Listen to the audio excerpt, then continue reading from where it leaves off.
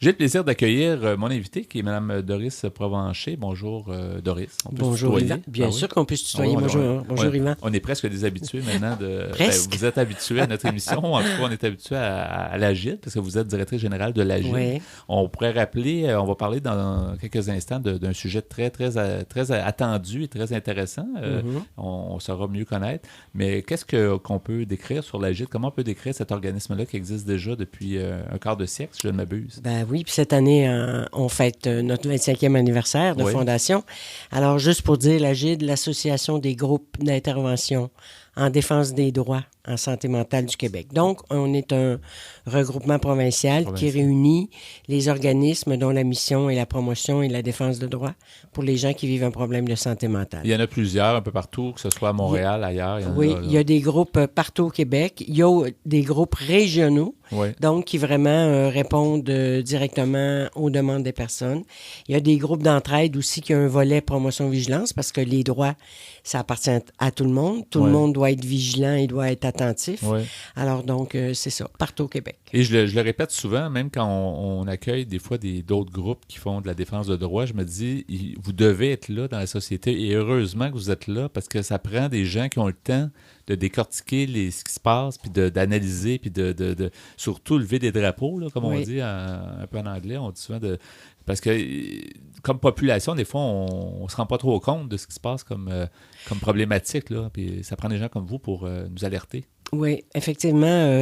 Vous savez, on est venu au monde, la plupart des groupes à travers le Québec, avec la politique de santé mentale de 89. Il y a eu beaucoup d'abus au Québec, comme dans beaucoup d'endroits dans le monde, auprès des personnes qui vivent un problème de santé mentale. Et le Québec avait décidé de mettre sur pied justement des groupes pour aider les personnes à se défendre, à faire valoir leurs droits, comme tout citoyen ou citoyenne du Québec. On a tous et toutes les mêmes droits, mais pour les gens qui ont des problèmes de santé mentale, malheureusement, et même après 25 ans, je dois dire qu'il y a encore beaucoup d'abus. Beaucoup. Mais c'est quand même bon en société que le gouvernement puisse financer, puisse permettre d'avoir des groupes comme ça qui le critiquent, en fait. Puis c'est sain jusqu'à certains points. Et je dois dire que le Québec et le ministère de la Santé et des Services sociaux du Québec nous financent, effectivement. Comme tous les organismes. C'est jamais assez, mais on peut fonctionner quand même. Exactement. Et effectivement, c'est une particularité du Québec aussi, que l'État finance des organismes et, comme tu dis, Yvan, un de nos mandats, c'est de critiquer l'État. C'est ça, effectivement. Alors, et ça a toujours... dans le domaine, le ministère a toujours bien compris notre rôle et on a toujours bien fonctionné. Oui. Maintenant, on parle d'un gros sujet pour lequel tu es venu, Doris. Donc, c'est le fameux plan d'action qu'on attendait depuis longtemps qui est paru finalement récemment.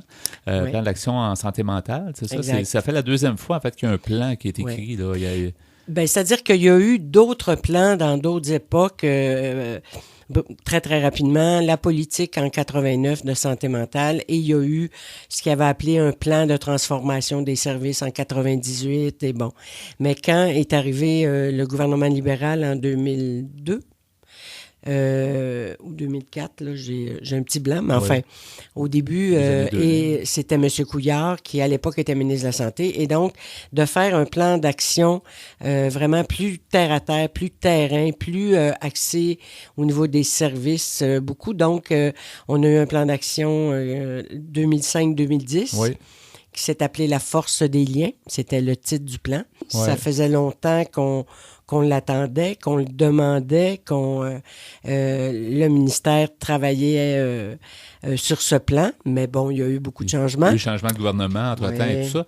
Mais le plan 2015-2020 est sorti un peu tard en 2015, mais il est sorti quand même. Oui. Peu importe l'année, c'est pas ça qui est le plus important, en fait. C'est de dire, pendant 5 ans, si je comprends bien, le plan, c'est de se donner une directive, de se donner des objectifs. Ils ne sont peut-être pas nécessairement atteints, mais j'aimerais ça que vous nous en parliez parce que c'est quand même, vous avez eu l'occasion un peu de décortiquer sans aller trop dans le détail. C'est toujours assez complexe, mais qu'est-ce qu'on peut en dire? Bien, grosso modo, écoutez, ce qui est intéressant dans ce plan de 2015-2020, ils remettent la question, pour nous, bien sûr, ils remettent la question des droits au début du plan. Donc, c'est de vraiment de prendre une position par rapport à la question des droits et à l'exercice des droits, ce qui avait complètement disparu du plan 2005-2010. Les droits n'étaient pas là, on les retrouvait pas. Donc, dans ce sens-là que c'est intéressant. Ils ramènent aussi un critère que nous, on demandait, nous, quand je dis nous, c'est l'Agide, on demandait qu'ils ramènent un concept qu'on appelle la primauté de la personne qui était là à la politique de santé mentale. Okay. La primauté de la personne, en fait, c'est strictement de dire que la personne à qui on offre des services de santé mentale, elle est au cœur de l'ensemble de la pratique et c'est avec... on doit travailler avec elle, on doit travailler selon ses besoins, ses aspirations. Donc, elle est vraiment au cœur. Et ça aussi, pour nous, c'est vraiment de camper.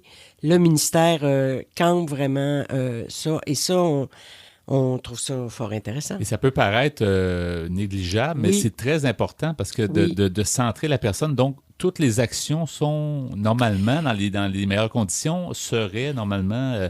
doivent aller vers le bien-être de la personne, ou en tout cas... Oui. Et d'ailleurs, dans le plan d'action, ce que le ministère demande, c'est que tous les établissements fassent un plan d'action pour la primauté de la personne. Donc, le ministère prévoit faire un guide pour les établissements pour faire en sorte que dans tous les établissements, il y a un plan. Donc, ça veut dire aussi que les établissements vont être imputables, vont devoir rendre des comptes. Okay. Et ça aussi, c'est intéressant. Et j'avoue que pour nous, ce qui est intéressant, ça nous donne des leviers. C'est que si, dans une région, il y a des difficultés, on peut sortir le plan et dire, écoutez, c'est indiqué, c'est la volonté du ministère, qu'est-ce que vous attendez ou qu'est-ce que vous faites? C'est des leviers, comme on s'est beaucoup servi, les organismes communautaires et alternatifs en santé mentale et de défense de droits, de la politique de santé mentale, parce qu'elle était extraordinaire, cette politique. Mm-hmm. On pourrait très bien la reprendre et presque changeant des choses, mais les valeurs qu'elle véhiculait, c'était vraiment extraordinaire comme politique. Oui. Alors donc, dans ce sens-là, c'est intéressant pour nous, pour nous et pour les personnes, bien sûr, oui. Parce que ça amène, on a des outils. Et il n'y avait pas ça dans le 2005-2010? Il n'y avait rien. En 2005, sur les droits, c'était beaucoup axé au niveau des services. Bon, peut-être qu'il y avait une grosse marche à monter de réorganiser un peu beaucoup les services de première ligne, deuxième ligne, troisième ligne, là, pour mais c'était beaucoup axé là-dessus. Je vais juste dire une chose aussi. Par contre, ce qui... on verra. Mais vous savez, la politique de 89, un de ses objectifs, c'était de modifier les pratiques en santé mentale. Ouais.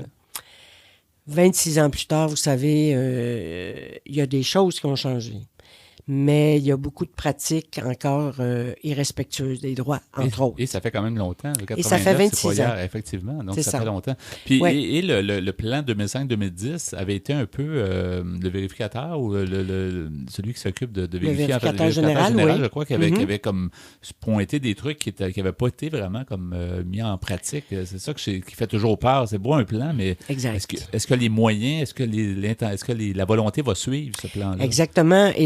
Et même s'il y a un plan, vous savez, la pratique sur le terrain, il y a beau avoir un ministre, une direction de la santé mentale qui émet des orientations, ça aide. Je dis pas que ça aide pas, mais si au niveau du terrain, ça bloque, ça marche pas. Ça marche pas, ça. Alors, c'est dans ce sens-là que il y a des éléments, je pense, pour stimuler les changements. Mais on verra. Parce qu'on a toujours un peu peur avec le ministre de la Santé qui a annoncé sa façon de faire. Bon, c'est une façon un peu... il y en a qui l'appellent un peu bulldozer. Donc, on dit toujours, on attendait ça, j'imagine, de votre côté. Beaucoup d'organismes surveillaient, attendaient justement ce plan-là d'action en santé mentale parce que en se disant, est-ce que ça va passer comme... est-ce qu'on va démanteler le réseau? Est-ce qu'on va... C'est ça aussi. Oui, mais vous savez aussi, par contre, ce qu'on trouve dans le plan, il y a des bonnes choses, mais il y a des choses, nous, qui malheureusement, c'est très biomédical. C'est très tourné vers le biomédical. Et ce que je trouve un peu malheureux, c'est qu'au Québec, on a un réseau communautaire et alternatif, tant en santé mentale que pour les jeunes, que pour... on ne leur rend pas hommage dans ce plan-là. On ne sent pas la volonté d'aider ce réseau-là. Non, on n'en parle pratiquement pas. Donc, tout est beaucoup axé au niveau des établissements, au niveau de la psychiatrie en tant que telle, et la place du communautaire, c'est pas vraiment reconnu. Pourtant, je peux vous dire, ça fait plus de 20 ans, moi, que je suis dans ce milieu-là. Il y a des miracles qui se font tous les jours. Absolument. Puis, la psychiatrie, bien sûr qu'elle est utile, il faut qu'elle soit là. Mais c'est pas son rôle, parce que d'être dans le quotidien des gens. Parce que quand je vois mon psychiatre aux 3 mois, le reste du temps, je vis. Je suis dans une communauté, je paye mon loyer, je mange, je socialise et tout ça. Ouais. Et ça, c'est beaucoup le tissu communautaire qui l'offre. Comme dans le plan 2015-2020, comme il y avait dans le plan 2005-2010, on parle beaucoup de la participation citoyenne des personnes. Hein? Que la personne qui vit un problème de santé mentale soit impliquée dans la planification des services. Ouais. Ben, je peux vous dire que s'il n'y avait pas eu les organismes communautaires, il n'y en aurait pas eu de participation citoyenne. Absolument. Il le reconnaît un peu dans le plan. Ça, il faut bien le donner, mais c'est pas les établissements qui vont aider à la participation citoyenne. C'est pas leur rôle. Ouais. C'est pas ça qu'ils ont à faire dans la vie, Est-ce que les organismes l'ont souvent rappelé, j'imagine, au ministre Barrette de ce genre de réalité-là? Quelle est son écoute? Parce que selon les ministres, des fois, il y a de l'ouverture, il y en a moins. Ils comprennent, même s'il ne l'a pas marqué dans le plan, peut-être qu'il comprend. Mais quelle est la situation, justement? Vous savez, lors de la présentation du plan, l'AGID dont on avait été invité, et moi, je dois dire qu'à la fin de la présentation, qui fut une longue présentation du ministre... Par le ministre, oui. Il n'a pas dit un mot sur le communautaire. Okay. J'étais un peu fâchée, je dois dire. Et c'est dommage, parce que il pourrait, si vous me permettez l'expression, le ministre pourrait se péter les bretelles, parce que c'est quelque chose de presque unique au monde, ce mouvement-là qu'il y a au Québec, et entre autres, de défense de droits. Ouais. Il n'a pas dit un mot. Je peux comprendre qu'ils ne connaissent pas. Vous savez, c'est un médecin qui a été, évidemment, dans d'autres sphères de vie, de travail, etc.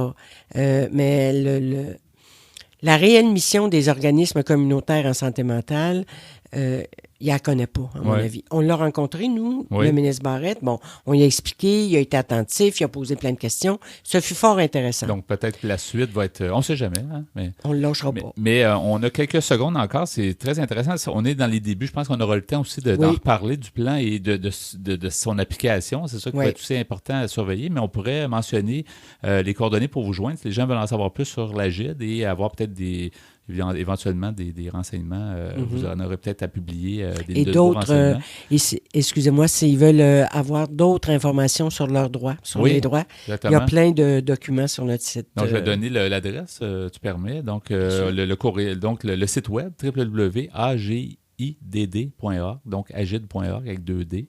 Et puis, le numéro de téléphone, 514-523-3443. Voilà. Bien, merci beaucoup, Doris, d'avoir été des nôtres. Bien, c'est moi qui te remercie. Ben oui, merci beaucoup. À la prochaine. Bonne continuité en espérant que ce plan 2015-2020 apporte beaucoup de bonnes nouvelles pour les groupes communautaires. On va le surveiller. Merci. À la prochaine.